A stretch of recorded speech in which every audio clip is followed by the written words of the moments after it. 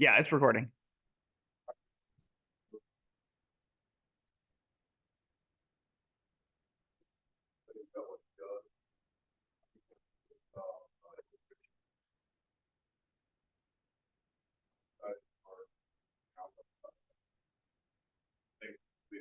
No problem.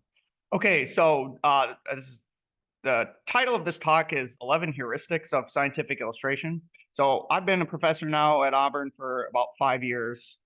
I've been teaching a scientific illustration class here for 5 years that you guys can all take. There's a graduate level class, ENTM 6660, and there's also undergraduate level classes, the APBT, which is Applied Biotechnology 5660, and Entomology 5660.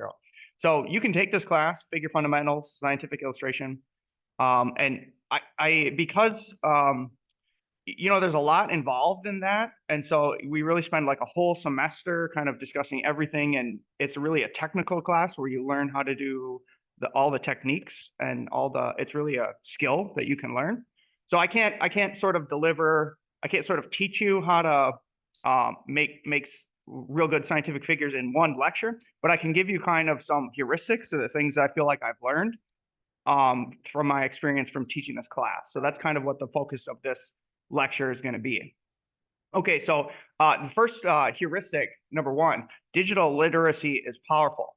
So what I mean by digital literacy is the interface and the apps and the programs that we are using are changing on a monthly basis, on a day-to-day basis, yearly basis. So they're changing very, very fast. And digital literacy is this idea that you need to be, as a scientist and as a professional in general, anywhere you go where you work, you need to have literacy, and that you need to be able to learn new apps. You need to be able to learn how to interface with the computer in an efficient manner. And a lot of digital literacy is applied to visualization, in the sense of if you understand the programs that are able to construct and build visual figures on the web and on the computer, you will have a huge advantage over everybody else, because visual elements, visual figures are very persuasive. It's one of the most persuasive ways to get people to see your cause or get people to see the case that you're making, especially in terms of the scientific field.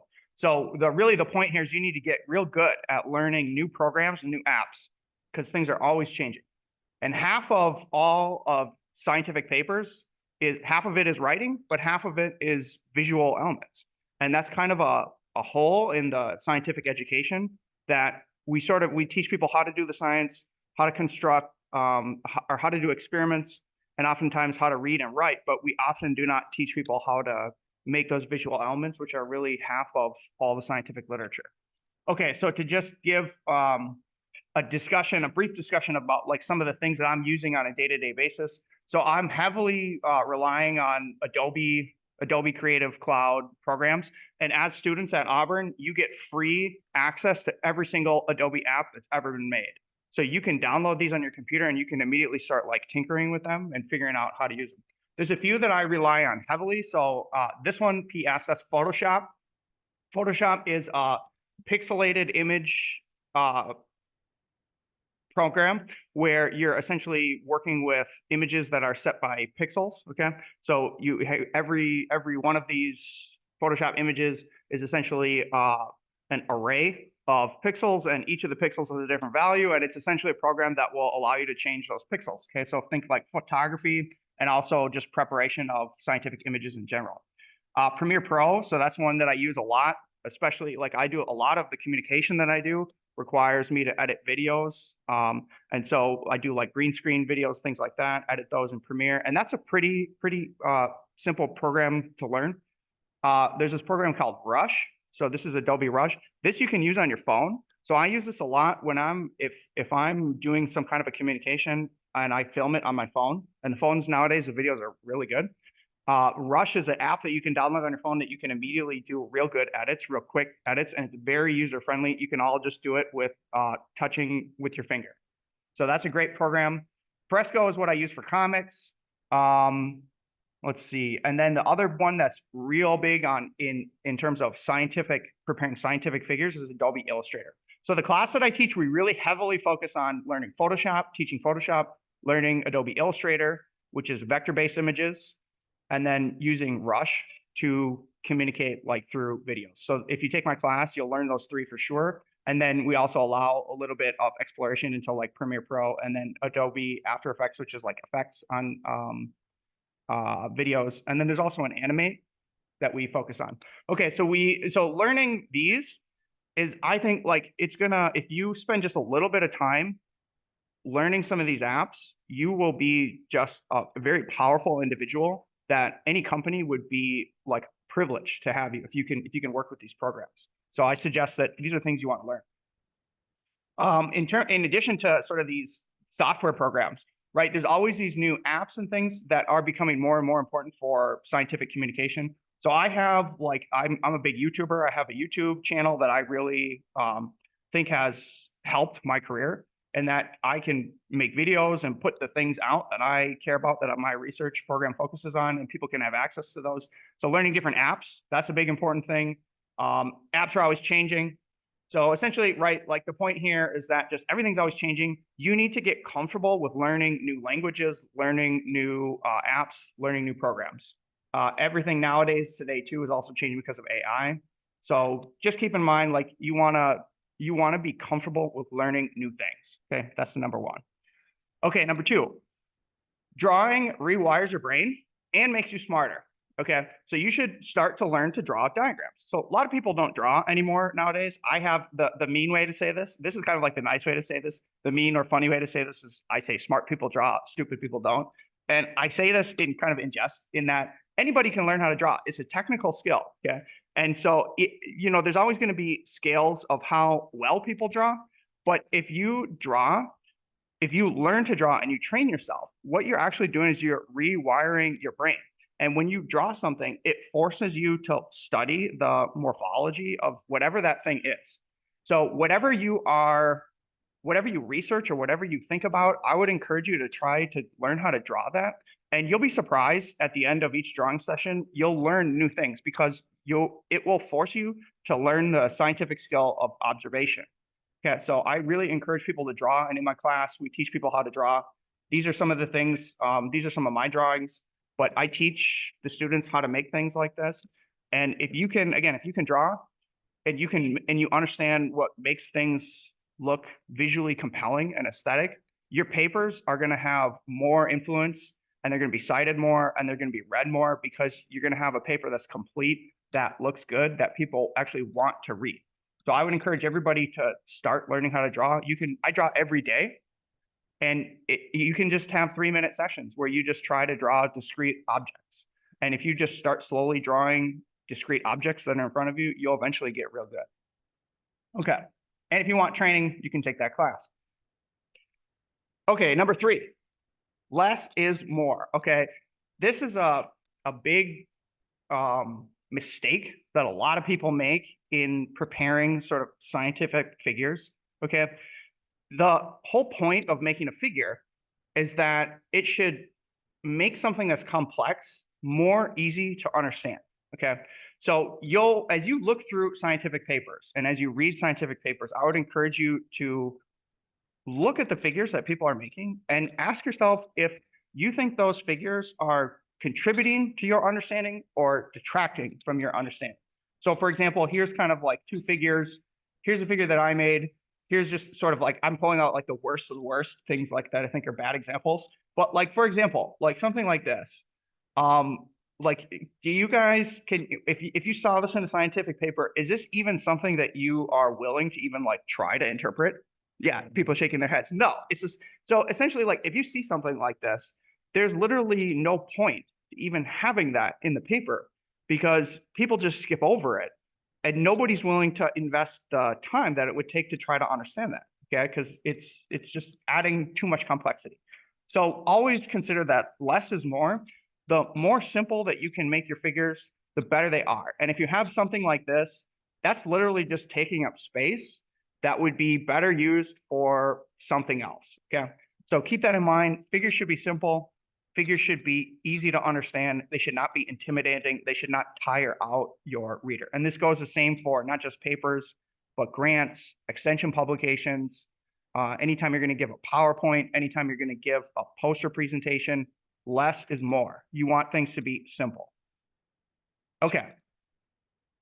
Number 4, figures are for images and the text is for text. Okay, so keep in mind that when you prepare a scientific paper, again, part of it is writing and part of it is figures. And so when you are preparing like the pages of your scientific publication, right, you're going to have some sections of writing, you're going to have some figure, and then more writing, and then some figure. Okay, so there is a proper place for writing in papers and a proper place for images in papers. So here's an example of a figure from a paper that I pulled. What do you guys like? What would be some criticisms of this figure? Let's do like a little active critique here.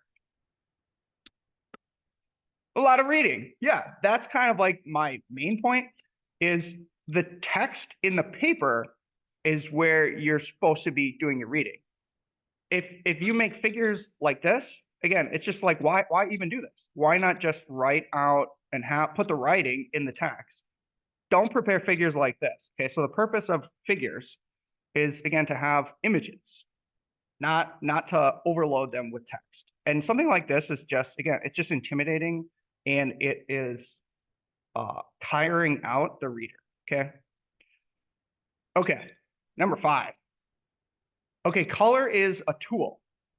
So many scientists, because they perhaps have not been exposed to art very much, or maybe they have never taken something like a painting class, a lot of people don't understand that the color is actually a tool and it's very powerful. Color conveys emotion.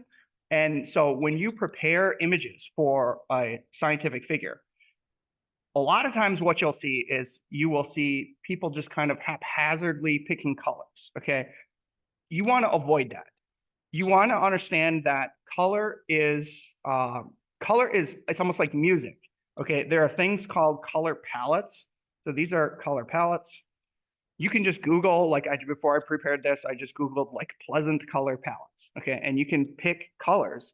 The point is that there are colors that quote unquote harmonize with each other. There are colors that our brains interpret as being pleasant together. Okay, and there are also colors that are contrasting or I'm trying to think of the best word, that detract from each other, that create kind of like stressful environments. So many times people will prepare scientific figures and they'll just haphazardly pick colors that do not match, that create figures that are almost like stressful to look at. Okay, and like I said, I'll reiterate, color does convey emotion.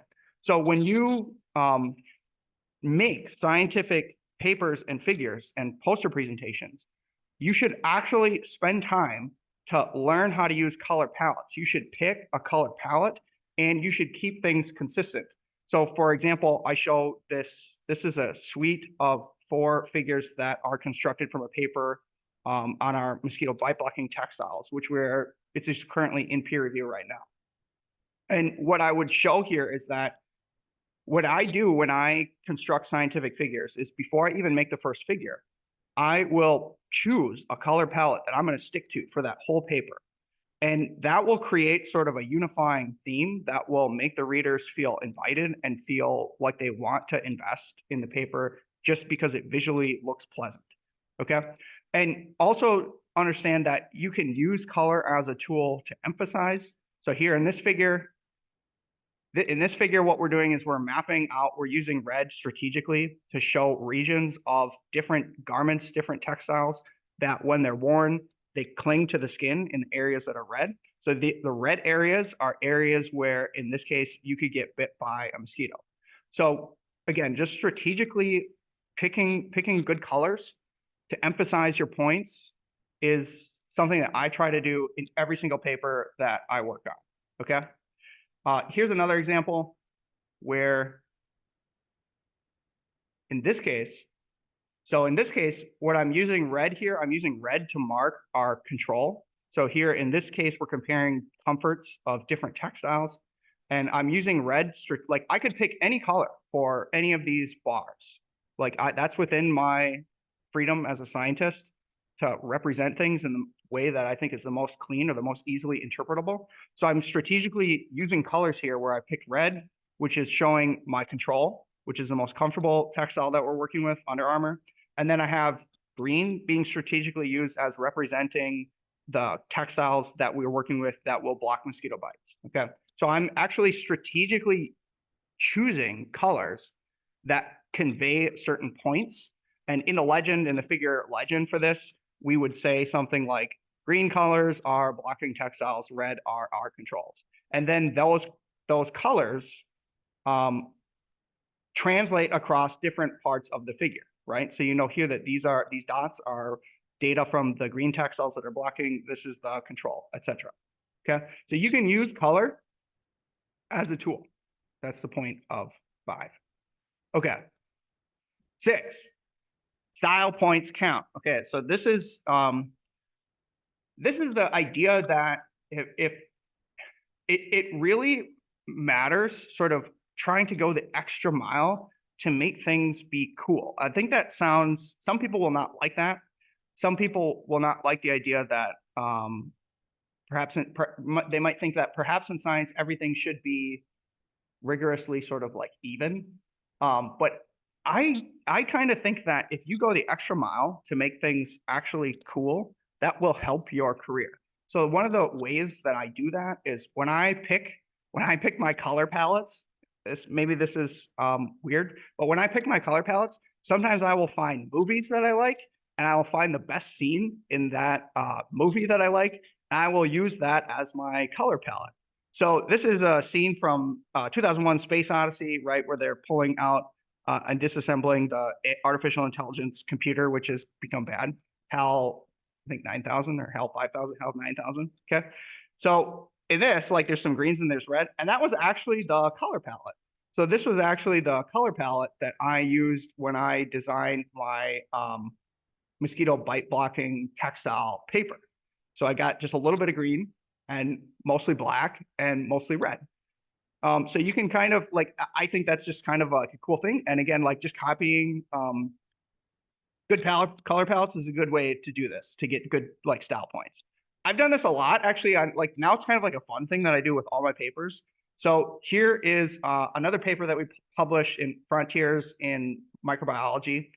And the color palette that I chose for this one was Mad Max Fury Road. This is one of my favorite movies. And I'm actually kind of like in some of the concepts, like I'm actually like here we kind of have these like little cars, which are, if you read the figure legend, it actually kind of like makes sense. These are genes. I won't explain all the details of the figure, like it's not worth doing that in this talk. But again, using a pleasant color palette from an artist, director that I trust, that I like his work, I feel like that goes an extra mile to make your papers more interesting. We also did this with, here's another paper that's we're working on getting published. This is where we chose a Miami theme. So we're using pink and this kind of, maybe like a aquamarine kind of like bluish. So again, like there's a lot of room for creativity in your papers. The whole point of the style points thing is you should be going out of your way to emphasize that creativity to make your papers like 10 out of 10. You do not want to be publishing like mediocre, average stuff, okay? You want to be somebody who stands out. And if you're somebody who stands out, that's going to help you in your career in the long term. So that's what I really mean by the style points count. Go the extra mile to do, unique things that look good. Okay. Number 7. Here we'll actually get a little bit more discussion.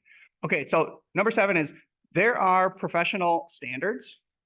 Be professional. So in every field, everybody works with the sort of like data that people in their field are very used to. And oftentimes that data is presented in a very specific way. Okay, and so there are often sort of like unwritten rules that make figures look good or look bad. And within your field, you probably have a set of standards based on the data that you're working with that you should try to follow the best practices. So for example, here is an example of a bad graph compared to a good graph. So what are some of the differences that you guys observe between the bad and the good? What do you say? Dark line. Oh, there's lots of dark lines. Which dark lines? The grid lines. These. Yeah, so this is a very simple thing when you kind of like newbies will when they first make a graph like in Excel, the default factory setting of the Excel graph is to have these grid lines. Most of the times these grid lines are not actually helpful. They're just kind of detracting. So this is again, this is like less is more. Those grid lines, they're not helping us interpret the data at all. They're just adding extra pixels that make the figure more complicated. So one of the things that the good graph does is they eliminate those grid lines. Yes. What else? Yeah, exactly. Again, less is more. This is not the and also too, like my big criticism against these textures on the bars is they're not, it's not really easy to distinguish these. Really to interpret this figure, you really want to be able to compare whatever this is to whatever this is. Okay. And those the differences of those two bars are not enough visually that it makes it easy to distinguish them. Whereas here in the good one, you're actually choosing shades of gray that are really creating, this would, the term for this would be like a higher contrast. Like you're creating a higher contrast between the things that you actually want to compare. And so here you see the statistics are comparing these things. It's a lot easier to visually compare it, and it's a lot less fatiguing if you actually build the figure to emphasize the contrast that you're actually trying to make in the written document. Okay, so that is another good thing. Let's see, anything else? Axes, which axes title?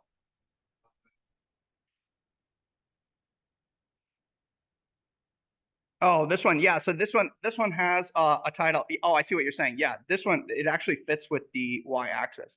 In most scientific figures, there will not be a title up top. It's sort of best practice is that usually there's actually some kind of like a number or a letter, like A, panel B, and then in the figure legend, it will tell you this is the title of whatever A is. So yes, that's another sort of like best practice thing is when you're assembling these graphs. Not every graph does need a title in some sense, but the key placement of it is up for grabs depending on the best practices of your field. So again, like not to keep hammering all this. Oh, actually, I will point out a few other things that are good practices here. So one of the other good practices is that look at the size, the thickness of the text, and the thickness of the axes, and the thickness of the bars, and the thickness of the standard deviation. What do you notice about those thicknesses?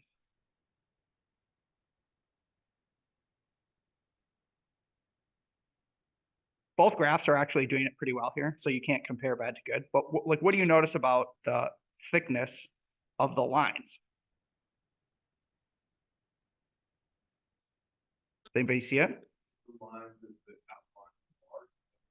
So I'm saying, so there's many lines in this graph. So the axes would be one line, the numbers would be another line, type of line thickness, the text would be another line, the standard deviation bars would be another line. What do you notice about all these lines when you compare them across?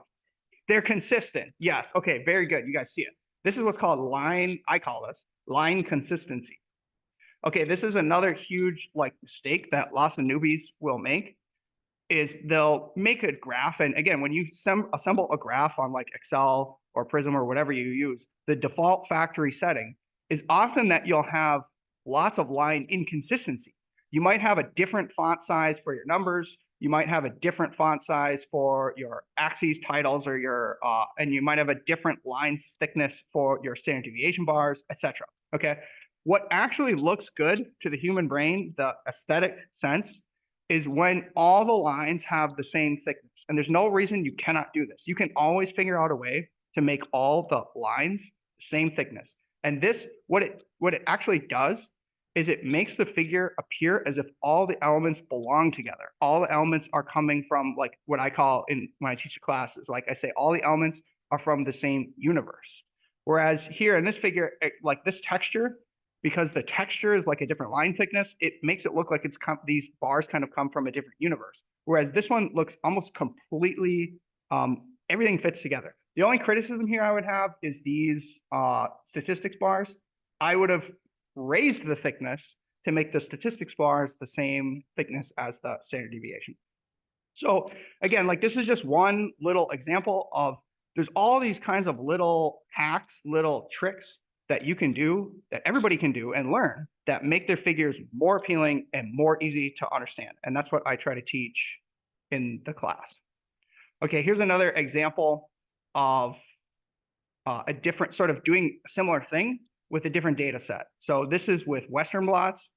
And oftentimes you'll read some papers that will publish blots like this, and then you'll read other papers that publish blots like this. This is a blot that I published. Let's point out some things that you like and things that you don't like between these two. Let's call this one A, and this one will be B. What are some things that you like and you don't like?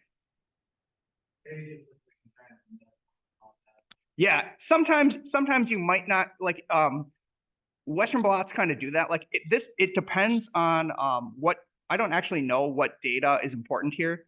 I doubt it's this, right? I doubt that that's the important part. It's probably more likely that this is the important part. So you have to be careful about cropping, and you have to understand best practices and honest ethical practices in your discipline to be able to crop. But this might be a situation where this person could have perhaps cropped and shown this, which would look better. And if all the data that is important is right here, and if this data is not important, then you can do that. And so it might be more understandable if you were to crop this data. But there are ethical standards that you need to be aware of. I would teach those if you take a class. So that's one thing for sure. What else? What else is like good and bad? Yeah. Okay. So here are some. There are good labels. This is another thing like that newbies will do, especially as PIs, principal investigators. This is a very frustrating thing when you're working with graduate students. They might prepare some piece of data and they'll bring it to your office and they'll say, "Hey, look at this! Like, look what I discovered." And my first reaction is, I can't even like interpret this. I don't know what this data is. There's no labels. There's like no way for me to understand this. So a good habit to get into is that every time you're producing data, you should actually spend the time to document that data in a professional way, make a professional figure, label it properly, print it off, put it in your notebook, and then when you go to your advisor, you show them the data, you show them a professional figure. You should just get in that habit and do that every time, because it's going to make you a better scientist. Okay, so what else? What else do we see? There's also kind of like little tricks that you might see or not see. Yes. Okay. So again, this is sort of like a professional standard thing. Not everybody is actually even aware about this little edit or this little hack. But in Western blots, if you look at the best people who are publishing the best papers, they always consistently put this little frame around their gel. So it's just a little thing that makes it look more professional. Whereas this one, it just looks, it looks in one sense, it's okay, it's raw data. We understand that. But just doing little things like that can go a long way to make it look more professional. So in this case, what I did is I actually put a frame around the gel. I erased all the stuff that had no data, okay, which is legal. And then I just made it clean by putting a nice frame around it, essentially showing you like the stuff you need to look at is all within this box. Whereas when you're looking at the raw data, it's not readily clear what data I should be looking at or what I should be comparing, etc. Okay. Also, too, just the labels, like the labels are good in that here I have actually framed and labeled my ladder. Okay. So I put these are my ladders, which are allowing me to actually interpret this data. And then I have labels for each of my lanes, what I'm doing. Another thing that I did here is there are ethical standards that allow you to put two pieces of data together. So for example, here, what I've done is I've left this white box here. Why, can anybody guess why I left that white box there? Essentially like this white rectangle that's coming down the figure, which is actually splitting this data from this data.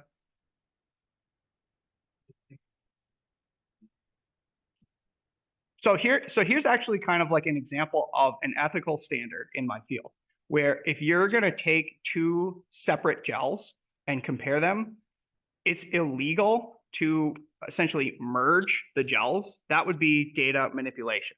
Okay. So essentially, again, sort of comes back to best practices and ethical standards. You can never manipulate the data in a way that changes its interpretation. And so one of the big no-nos is kind of like fusing gels together. And so this white box here is left as a clear reminder that we're not fusing these gels. These are actually separate gels. So you have to be careful how you compare them. Okay, so this is, again, just an example of there are ethical rules that need to be followed, especially for science. That's one area where the science and the arts don't quite agree, right? Like in the art field, there's no rules. And in the science field, there are very rigorous rules that if you break them, you'll lose your job, you'll lose your career, okay? So that is one area that needs to be studied, and you need to be very careful when you are using any sort of programs to prepare your images. You need to understand that there are ethics that you need to follow, especially in the scientific community. Okay, so we'll move to the next thing. Okay, 8. A picture is worth 1,000 words. That's what do they call that? Like yeah, a saying. What's another word? Yeah, there's another word for it's. Sometimes like some people would think that what do I want to say? Sometimes there's real truth in these sayings that we believe. I really believe this. A picture is worth 1,000 words if it's done correctly. And so the point here is that figures can almost be done so well that you should not even need a legend. I should be able to look at a research paper and I should be able to look at the figure. And if I'm an intelligent person, I should be able to pretty much understand what they are saying without even having to read the legend.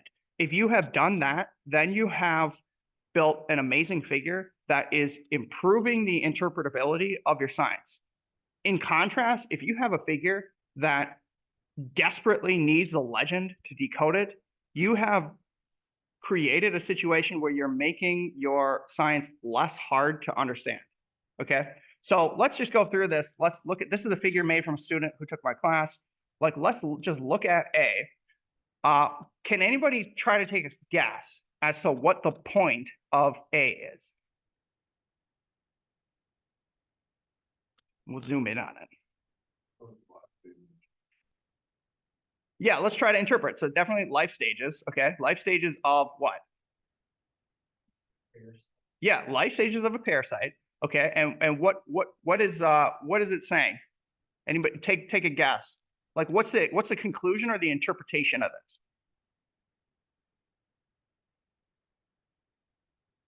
So you might need a little bit of understanding. I'll give you a little bit of understanding. Histomonas is a protist, and what's this? Is this a protist? It's a nematode. Yep. And this is obviously labeled as an egg. Okay, so there's protists and nematodes. What's the interpretation of this part of this figure?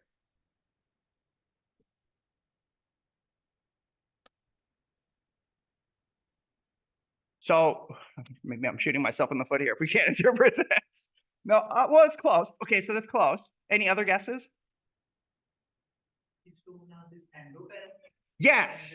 Okay, you understood. Okay, so Histomonas is again, it's a protist. It's a smaller entity, a smaller organism, and Histomonas lives actually inside. So the word you said was endoparasite. It's living inside of the nematode. So it can live inside the nematode adults. So that's what this sort of like thing is saying. Is you can find Histomonas inside the adult, and you can find Histomonas in the egg.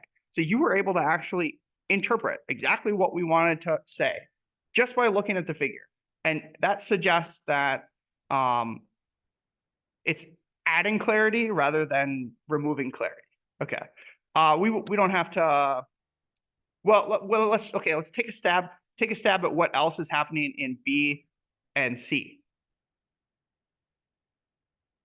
as we have some time.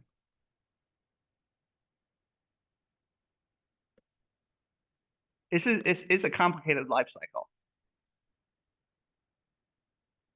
Let me try to interpret or take some guesses as to what we're trying to illustrate.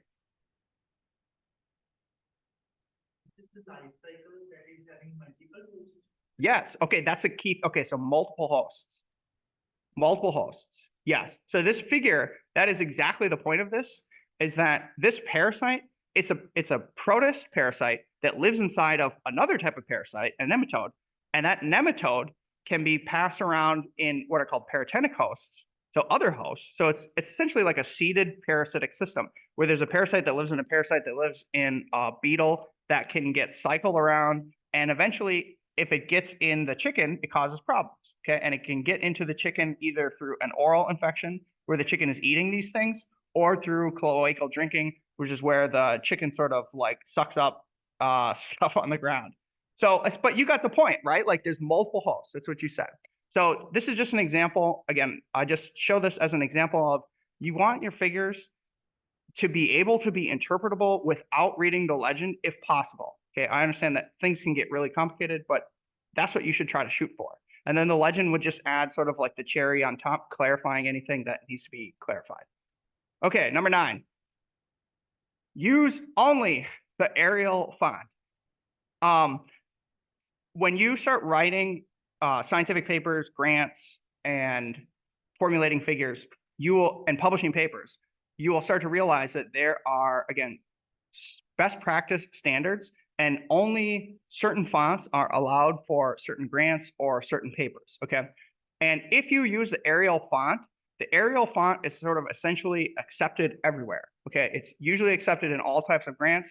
It's acceptable for all types of journal publications, like usually, again, maybe there's some exceptions, and it's acceptable for all types of figures. But as you start to prepare your first publications, you'll realize that you have to go through and you have to examine all the standards and you have to follow those standards. Otherwise, when you submit your paper, they might just immediately send it back, and they'll usually say your paper is not up to the formatting standards. You need to revise it. So you'll save yourself a ton of time if in everything you do scientifically, you just stick to the Arial font. You won't have to go back and you won't have to revise things. Also, another reason why you want to do this is, again, when you are preparing a scientific paper, okay, right? You're going to have discrete figures, let's say call it figure 1, figure 2, etc., in your paper. And you do not want to have a paper where in figure 1, you're using font X, and in figure 2, you're using font Z. That's going to make things look inconsistent, look unprofessional. Okay, so if you just stick to using a consistent font that looks good, that's acceptable everywhere, you'll do yourself a ton of favors. So I suggest just stick to the Arial font unless there's a specific reason to deviate from that specifically. Here's an example of kind of like an ugly font. This is Papyrus. There might be weird situations where you want to use weird fonts, but this is also another newbie mistake. People don't understand that there are fonts that are more readable and there are fonts that are less readable. And do you want to prepare a 15-page or a thesis or something that's very intensely scientific and difficult to read, and then do you want to make it even more difficult to read by picking a bad font? No, please don't do that. Stick to fonts that are easy to read. This is just sort of like a best practice thing. And don't make the mistake of not understanding that there are different fonts and that you should very strategically pick a font that is easy to read. Okay, that's number 9. I think it should be 10. Okay, figure 10 or point 10. Figures have subfigures that lead to a conclusion. So when you start preparing your scientific publications, oftentimes again, people who are just starting, sometimes what they'll do is they will have their writing and then maybe they prepared like one graph, okay, and then they'll put their one graph as figure 1, okay, and then maybe they have a second graph and they'll put their second graph as figure 2. And sometimes we actually do this for theses, okay, but scientific manuscripts are typically a little bit different in that you're typically preparing kind of like mega figures that look like this. So you're often preparing like a page or a section of a page that's dedicated to showing some type of data. And so a good thing that you can do to help prepare the best papers and the best scientific figures is map out your figures. So if this is figure 1, right before I made this, I probably made kind of like a map of where I was going to put the things that I needed to show. So you might create some kind of like a map like this. And then you populate the pieces of data into that figure. And the whole point of having a figure is that it should lead to some specific conclusion. Okay.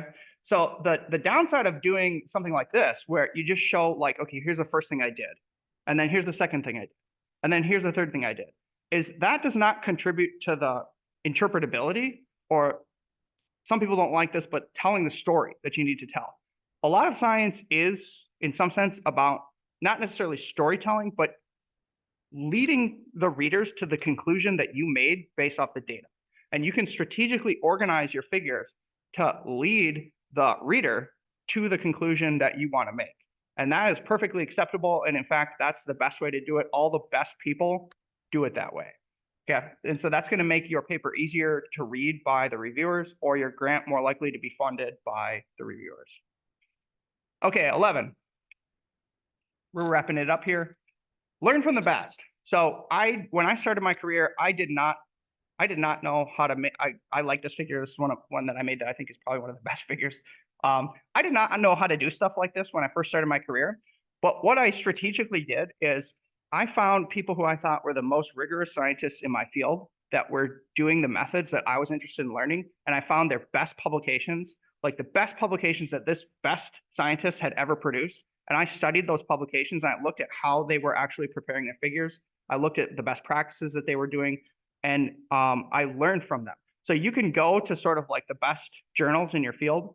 You can find the best authors in that field. You can read their papers. You can take notes about how they're showing the data, what kind of key controls, how they're presenting their controls, and how they're organizing their data.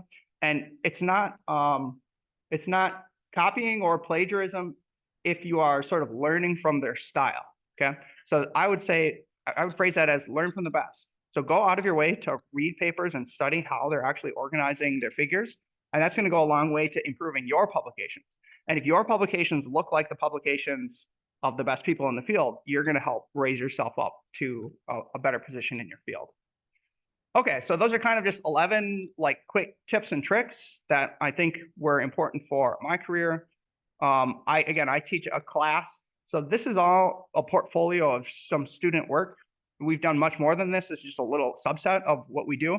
But if you are interested in learning scientific illustration, many times students take this class from a scientific background and have never had any experience with drawing, have never had any experience with painting or color or anything like that. And I'm pretty successful and I can teach, again, it's a technical skill. I can teach people how to do this. And these are some of the examples of some of the things that the people who have taken my class have made. And if you are able to do things like this, I think it goes a long way to helping improve your career and helping you make good cases of why you can advance, etc. Okay, are there any questions or anything I can provide some insights on? Yeah.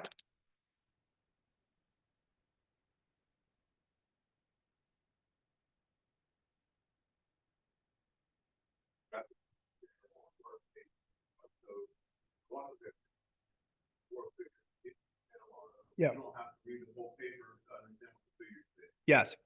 So I understand that you do. What about you have a very simple line graph or something, and how do you keep from making that mistake you're talking about writing too much in your figure? How do you keep from doing that? If it needs to stand alone outside of the text, but it's not a clear. It doesn't lend itself to a story. Are you, let me try to rephrase. Are you kind of worried that, like, how do you prevent things from getting essentially like too complicated? Yeah. Yeah. Well, I agree with that at 100% in that oftentimes people are just trying to say too much. I think one piece of data probably realistically leads to one conclusion or maybe two or three conclusions at most, you know? And so what I do is every time I write a paper, I prepare the figures first because all your paper comes from the conclusions that come from your data. So I prepare my figures first, and then I write from the figures. And I think that will improve the simplicity. I guess that's one strategy. I don't know if I completely answered, but that's one strategy I take is I prepare the figures first. That would create a situation where they are standalone. Because if you can prepare a figure that somebody doesn't need to read, they can look at it and they understand it, then you're already starting from a strong point where they are standalone. Yeah.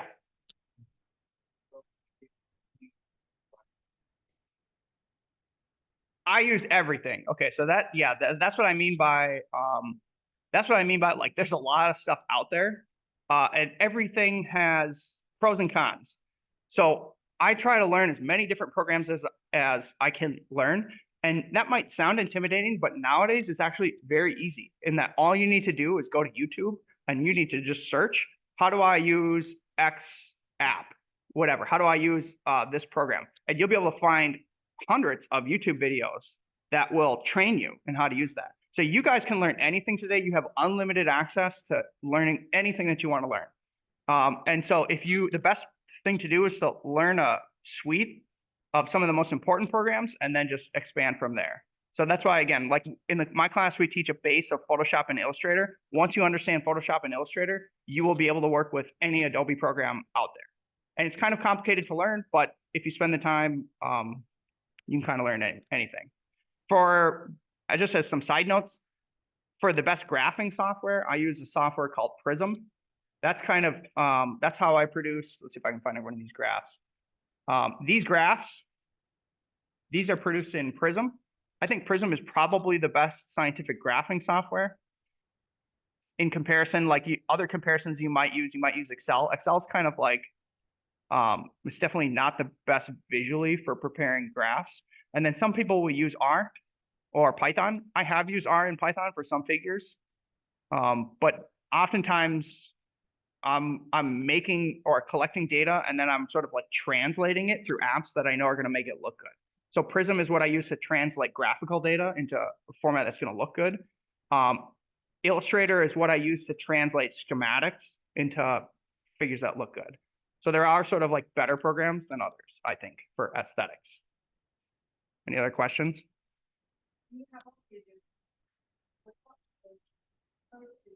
Procreate, I've heard of that. So that's a open source free one, right? Or that you can just download. Yeah. I don't have anything against the other apps. I use Adobe because we have a free subscription. And I've been using it for 10 years. Probably the underlying sort of like fundamentals of the softwares is pretty similar. Like Procreate, are you familiar with Procreate? Like probably has like layers and stuff. Yeah. So there's kind of like some fundamentals that translate into many of these different softwares. So if you learned Procreate, it'd probably be easier for you to learn Photoshop, or if you learn Photoshop, probably easier to learn Procreate. But I haven't used any of the open source free stuff because I have just been sticking to the Adobe. But I know a lot of people, once you graduate, then you face the issue of like, well, is it worth it for me to pay for like the subscription to the Adobe? And then at that point, you might need to transition to some of the other free softwares. I don't have anything against that. Yeah. Well, thank you, Dr. Yeah. That was great. Maybe can we make that recording available? Yeah, for sure. Everybody. Thank you.